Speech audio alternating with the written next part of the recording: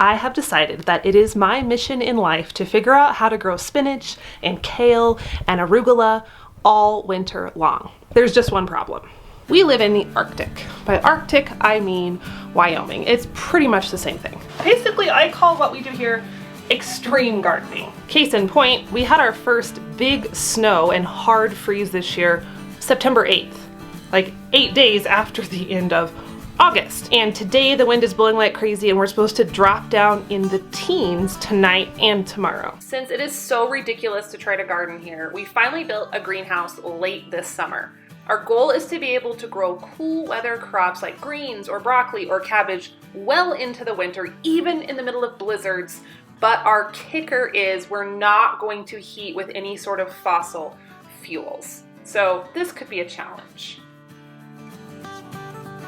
Feels way better in here than it does outside. It's definitely cooler outside than yesterday, but it's not cold yet. I want to see what my temps are. So according to the thermometer, which is up in the rafters a little bit, it's 90. Right now everything's happy. You can see I have everything growing pretty good right now, even though it's November. Now a couple weeks ago we had a big snowstorm, many inches of snow, and the temperatures got down into the single digits, and I didn't prepare the greenhouse sufficiently.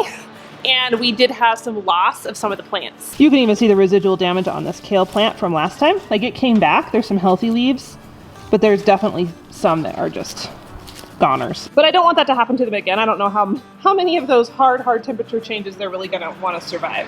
So we have a three-pronged strategy to see if we can prevent the damage to the plants that we had last time. The most important thing is I'm going to cover the plants tonight. So Elliot Coleman's book was really inspiring to me because he's able to grow a lot of vegetables throughout the winter. So he recommends double covering. So you have the cover of the greenhouse and then you have extra cover inside on the really cold days. Number two, I'm a little skeptical about how this will work, but I have been saving a few jugs, empty plastic jugs, and I filled them with water. And my plan is to place them within the rows. And I don't think I have near enough to really make a huge difference, but I'm hoping, you know, I have 6 or 7. Maybe it'll help a little bit. And as I collect more jugs over the upcoming months, I'm going to continue to add these to the greenhouse. So that's more of, you know, maybe it'll work, maybe it won't, but it won't hurt to try. And the thought is that the water, it heats up in the jugs during the day and then it slowly releases that heat during the night, just a little bit to bump up the temperature just a tad. And the other strategy that we think might help us just a little bit is we have these bales of hay that will eventually feed to our cows, but Christian lined them along the north and west walls of the greenhouse yesterday. That's where most of our bad wind comes from.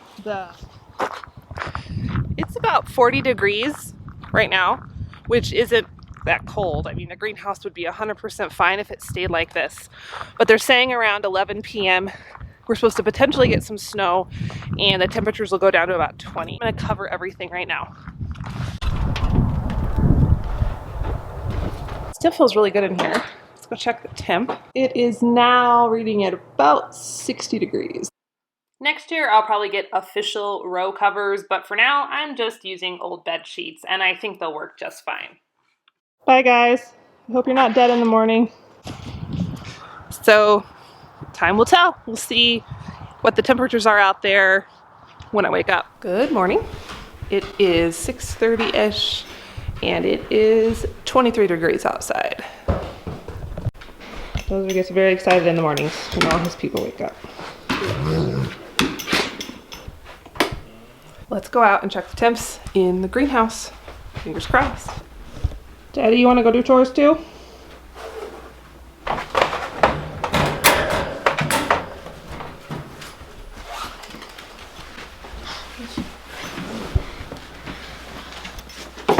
Watch your stairs, gonna hit you in the face.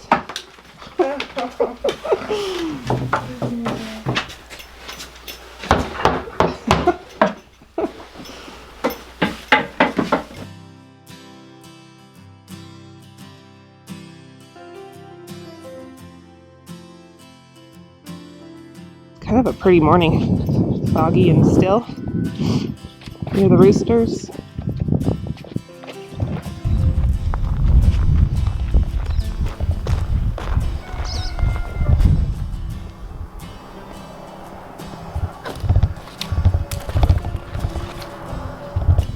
I think it's gonna be okay in there, honestly. It doesn't feel that cold out here, although we live in a place where 23 degrees feels pretty nice when it's not windy. We are at about 32 degrees up there. My prediction is if there is damage to these plants, we won't see it until everything kind of warms back up and it defrosts. So, I mean, right now everything looks okay.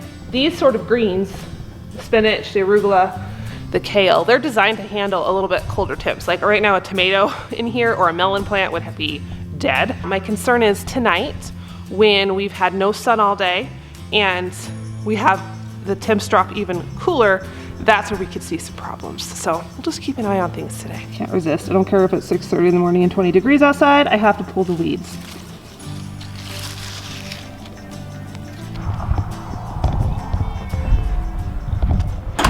Good morning. Just cold out there. Day 2, coming out to check it. It's about 7 o'clock in the morning. See how things look. So it is approximately 23 degrees outside, but the wind chill is making it even colder. It's chilly. And our thermometer up here is saying right around 34. Down here it's closer to probably like 28. That's what my other thermometer is saying. It's closer to the ground. So when I pull up my sheets, everything still looks okay. I'm impressed. My water jugs aren't really helping because they haven't really heated up probably much, especially yesterday since it wasn't sunny. So it's really the sheets doing the work. The good news is today the sun is shining. It was not shining yesterday, so I'm hoping that will heat up the greenhouse enough to bring the temperatures up a little bit. So we are officially at the end of our cold snap for now. I don't know if you can hear the wind right now, but it is rattling the greenhouse. And that is why we got a greenhouse that's rated for 80-mile-an-hour winds, because we need every bit of that. I'm coming out to see how we fared.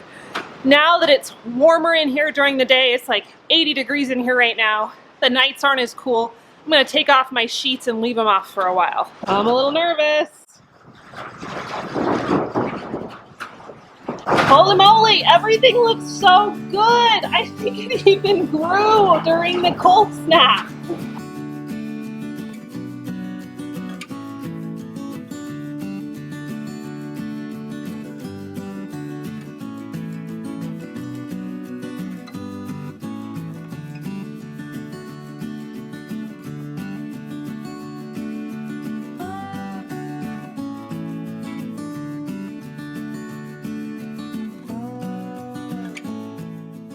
So this is far from the end of our cold weather here in Wyoming, but I'm hoping with my sheets and my milk jugs that I can push our growing season maybe even into January. So we shall see.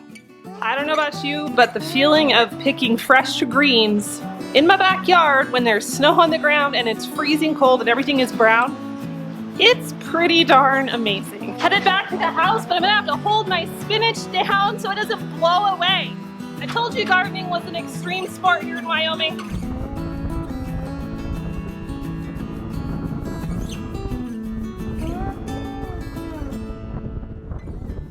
Hey guys, 2 quick things I wanted to add on to this video. So number 1, I should have mentioned this earlier, but I want you to know that you don't need to have a fancy greenhouse to use some of the techniques I showed you in this video. You could also apply the sheet concept or the water jugs to a cold frame if you have one, or you could build a simple cold frame. There's lots of ideas on the internet for that. They can be really basic, really inexpensive. You don't have to have a greenhouse to grow spinach and kale and things like that well into the winter. And secondly, I know a lot of you have decided that this is your time. 2021 is your year to boost your homestead efforts, maybe up-level what you're already doing, or start a homestead for the very first time.